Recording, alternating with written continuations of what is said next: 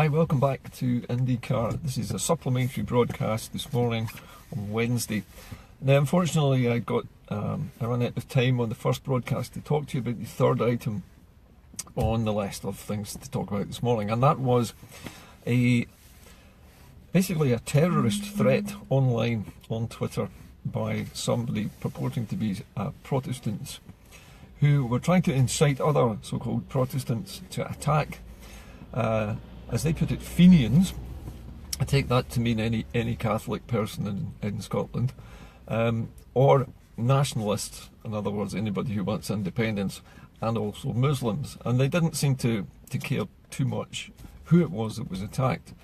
The Twitter posts were very specific in that they were inciting people to attack, first of all, any Catholics they found.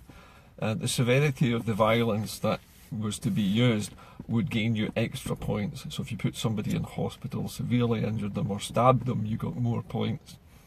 And they culminated in the highest rewards being given to anybody who attacked all three different types of people, including Scottish nationalists and Muslims. This is obviously a very right-wing, so-called Protestant extreme terror group that are threatening this sort of thing and trying to incite other people in Scotland to attack each other.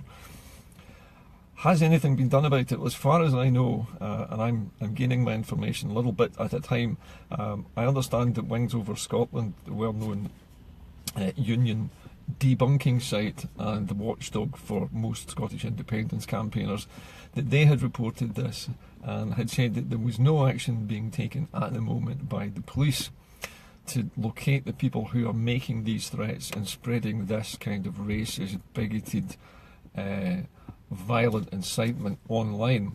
Now, if this was a Muslim doing this and threatening to attack Christians and their worship places, to burn down their places of worship, incidentally, that was the other thing that these so-called Protestants were asking people to do, was to burn down mosques or any place where people who were either independence campaigners or Muslims congregated.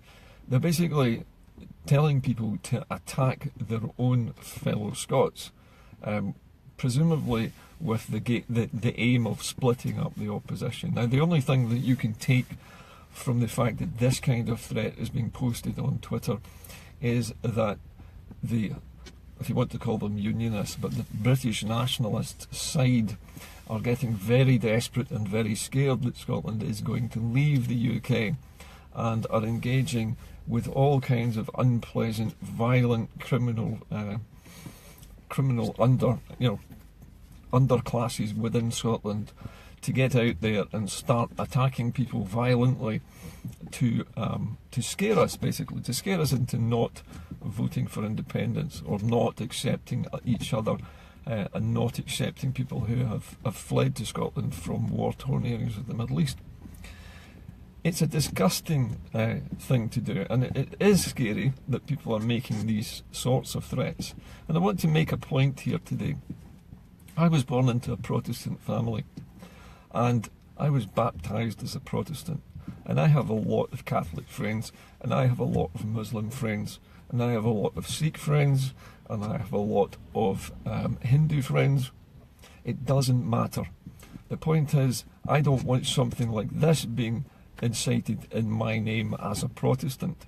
I might have turned into an atheist over the years because I've lost my faith and decided to place my faith in human beings and in the environment and the planet and the universe generally. I don't believe in a God, but the point is that me as a Protestant, if I were a Protestant still, I would find this absolutely revolting and a disgrace, and it would be a shame on the Protestant name. The name of the church in Scotland would be mud if this is what Protestants are saying we should be doing.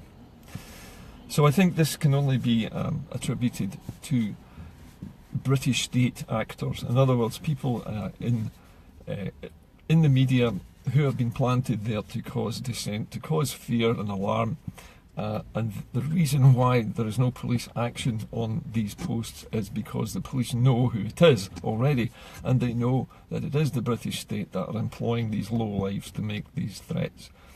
It could be that they're doing this off their own bat, I don't know, but the point is that they're a tiny minority in Scotland. There was a time back in the 70s where tens of thousands of Orangemen could be relied upon to turn out and march through the streets in the west of Scotland. But nowadays that's down to just a few hundred. And every year more of them are dying out, and more Protestants are realising that it's pointless, stupid and bigoted to behave in this way. It's not the Christian way. If I were a Christian still, I would be physically sickened by this. The Christian faith is a faith of love and respect for other people.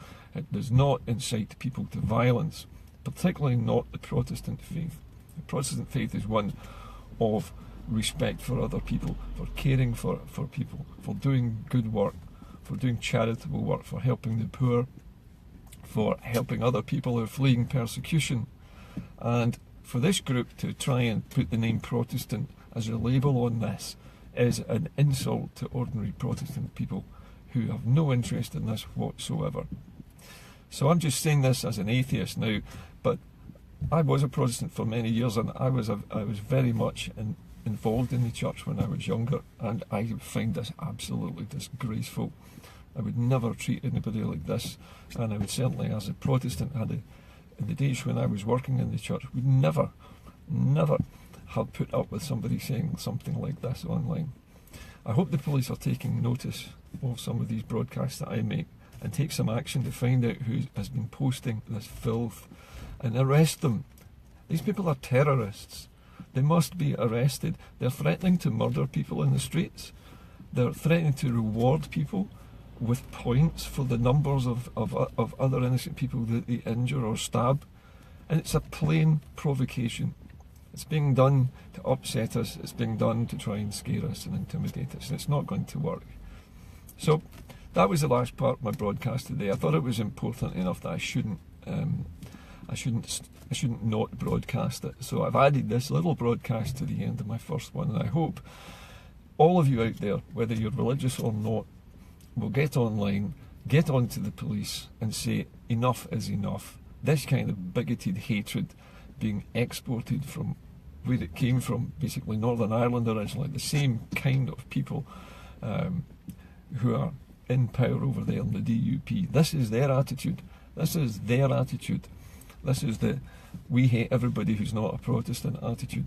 We don't want anything to change attitude. We don't welcome anybody into our country. It's that attitude, and it's wrong. It's un-Christian. It's un-Protestant in the extreme.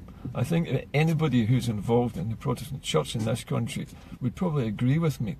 There are a lot of people who still go to church who never think this way. They might not agree with everything that's happening in the UK. They might not even be particularly welcoming towards immigrants or disagree with the numbers coming in, but they would never incite people to murder them. Anyway, that's it. That's all I wanted to say. As usual, contact me at the end of this broadcast if you have anything to add. Bye for now.